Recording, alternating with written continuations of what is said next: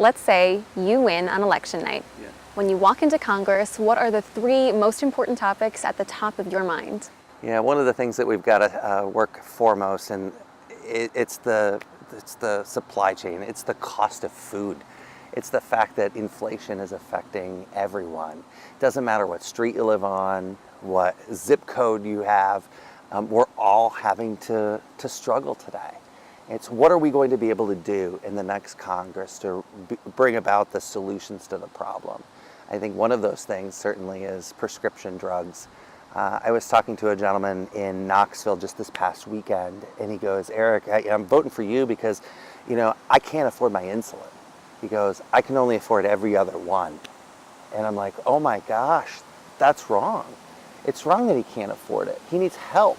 And that's where Congress can help to bring the prices down. Prescription drugs need to come down. And then it will ease the burden on so many other things. So that's first and foremost. I do believe that the next Congress is going to be voting on whether or not a woman has a right to choose. Or are we going to allow the federal government to make healthcare decisions? And these are very important issues that we have on the table. And then thirdly, I really believe with the farm bill that's coming up, we've got to make sure that our farmers are taken care of. And I hope to be at the table for the next farm bill. Going off of your first comment, you have said publicly that rising costs are your most important issues. Yeah. What specific policy would you want to fight for to help bring costs down in the 17th district? I think number one, it is the cost of prescription drugs. I had a gentleman up in Rockford early on in the campaign, and he came up to me and he goes, Eric, I need your help. I said, what do you need help with? I'm open and honest, right? How can I help you? And he goes, I pay more for my drugs at CVS every month than I pay for my rent. And Shelby, it was then that I realized that I don't have an answer to him. I don't know how I'm going to help him. But you know what? I'm going to remember his face. His name is Steve. I know he lives on the east side of Rockford, and I'm going to work as hard as I can because I know that he's not alone, that there are other people in this district that need the help, and I'm going to be working for them. You are very publicly pro-choice and have spoken out against the Supreme Court decision to overturn Roe v. Wade. What can you do in Congress to, as you put it, help increase access to health care? Well, first of all, we need to make sure that an extreme judiciary isn't the legislative body of our government. And that's clearly what we have seen this year with the overturning of Roe v. Wade. We need to make sure that our legislative body is creating the legislation that is going to codify healthcare rights like Roe into law so that they can't be touched. We've seen from the Supreme Court what's next. We should know what's next. They're going to come after my ability to get married to my spouse, Sean. And who's going to vote for that? We need to make sure that the people that we elect are the people that are going to go and fight for us. And that is essential here. A lot of people throw around that this is the most important election in our lifetime. Well, this one might be. We don't know. But it's certainly a reason that we can't sit it out. We have to vote for what's going to be best for us today, but also understand that whether it's 5, 10, 20 years from now, when our kids or our grandkids look back and say, what did you do in 2022 when those rights started being taken away? We need to be able to tell our kids and our grandkids, I voted. I made my voice count. Well, let's touch on those kids. What do you view as the most important issue facing education in the 17th district? As far as education, we need to make sure that our teachers are cared for, that they have everything that they need in the classroom. And I'm glad to have been endorsed by the teachers union because I will fight for schools. I've talked with 50,000 students in my career. And while it was on the subject of weather safety, I understand that our kids need to learn. Looking back through the pandemic, we have to understand that it was a big problem that our students were home. It put a burden on moms and dads, but also it meant that our kids couldn't learn. We need to make sure that if the next pandemic happens, that, for instance, we're looking at science, we're exchanging the air rate in school classrooms. What would happen if we could exchange the air rate 8 times an hour? It would mean that kids wouldn't get a cold. What if kids don't spread the flu? If kids feel well, they learn. We need to do the things in schools to make sure that kids succeed. And kids need to be able to be given the opportunity to succeed no matter where they grow up, what their zip code is. You know, whether living over in East Moline, Rock Island, Rockford, or in Bloomington Normal. We need to make sure that the kids here can succeed. Top of mind for a lot of families when it comes to school is the tragic topic of school shootings. What do you believe Congress could or should do to help curb this epidemic? Well, Congress must do something. I think most of the people in our communities would say doing nothing is no longer an option. We need to make sure that our schools are safe.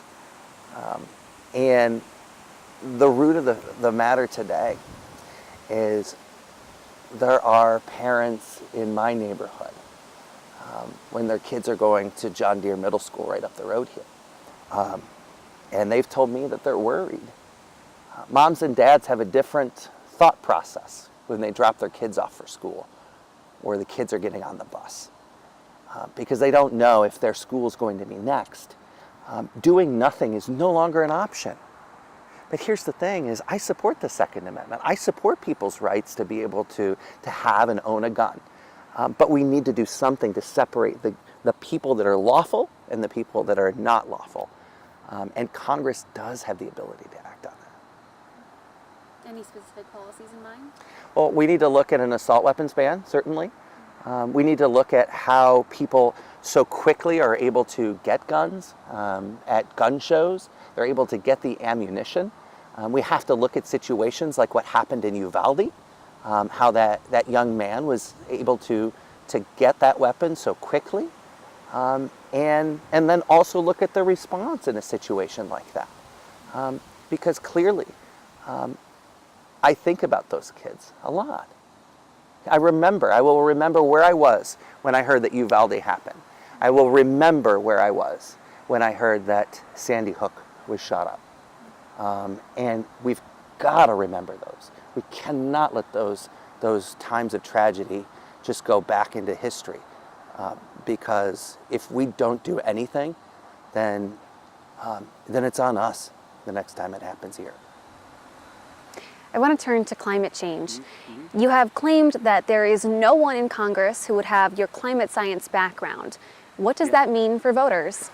Well, it's been 50 years since we've had a meteorologist in Congress, but it's more than that. It's making sure that the meteorologist, it was understanding this complex issue. We're at the bottom of the ocean of the atmosphere, but then explaining it such that people understood it and they could remember it. And that's what we need in Congress. We need someone to be able to take something that is incredibly difficult to understand, but to make it make sense. I had a lady at the grocery store a couple of months ago, and she said, "Eric, I miss how you used to tell us how the weather works." And we shared a chuckle. But then as she was walking away, she goes, "Now I can't wait for you to explain how Congress works." So then I thought to myself, what does that mean? It means that she wants a communicator. She wants somebody to explain to her how it works or how it doesn't work. And it should come from somebody that doesn't have a political background, who doesn't have political motives. It should come from somebody that is already known and already trusted. So would you support a Green New Deal? Well, first of all, we have to understand that there isn't a silver bullet to solving this. A Green New Deal is not cost effective. Just throwing trillions of dollars at it when we don't know a lot of the solutions, I don't believe that that's the right thing to do from my scientific point of view.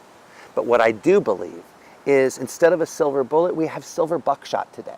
There are pieces of this that have hit the bullseye. That's why we need someone that's rooted in science to be able to go and say, all right, these pieces work. Let's go and work on these today.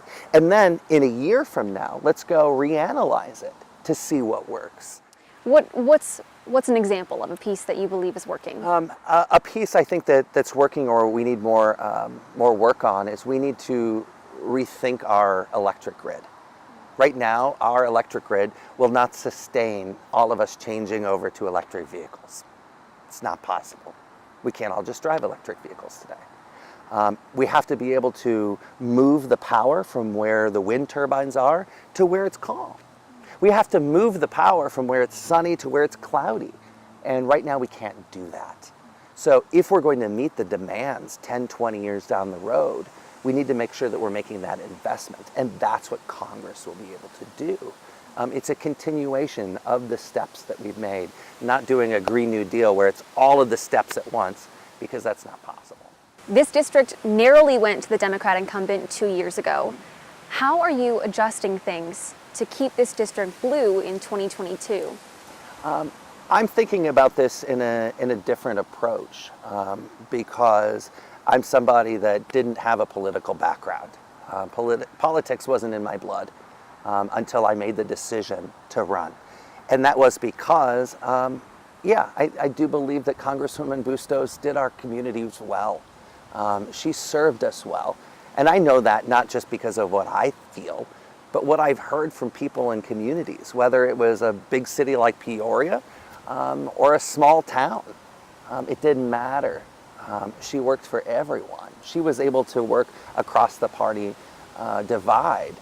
And I believe right now, as our politics are working to try to make us hate one another, that we need somebody that doesn't have a background in politics to be able to say, let's follow the data, let's follow values.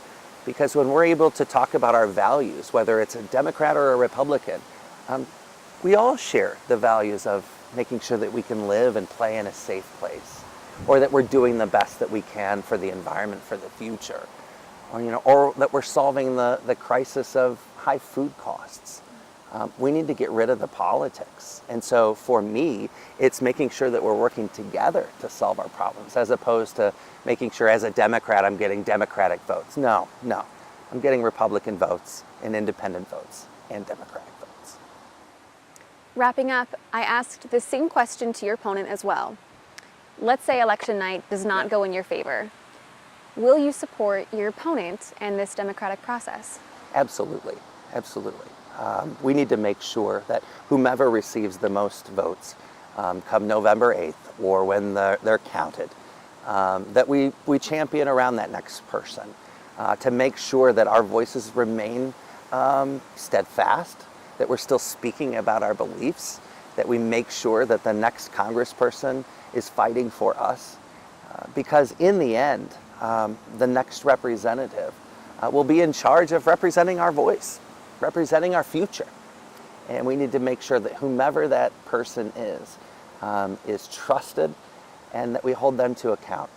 And if I should be so lucky to be the next congressperson for the city here that I put down roots or my hometown of Rockford, no one will ever question who I work for, because I'll work for the people, and it will always be that way. Is there anything else you wanted to add, or if people want to volunteer, where can they go?